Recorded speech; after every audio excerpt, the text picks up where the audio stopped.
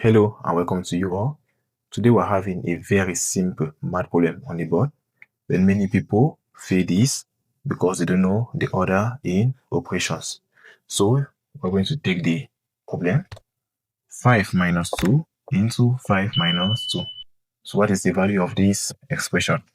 Okay, first, before we start, you need to know that each time you're having an expression with many operations inside, maybe addition, subtraction, and parentheses. Firstly, you need to start with the parentheses. So here, we're going to start first with the parentheses. So have 5 minus 2 here will give us 3. The value for this is 3. Okay, now that I have the value of 5 minus 2, we can now copy this other part.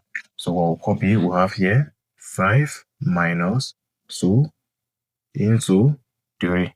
So as we said, when you have this, we're having here subtraction and we're having parentheses. So the first calculation to be done here is the multiplication, where we're having these parentheses. So we have 2 multiplied by 3, giving us 6.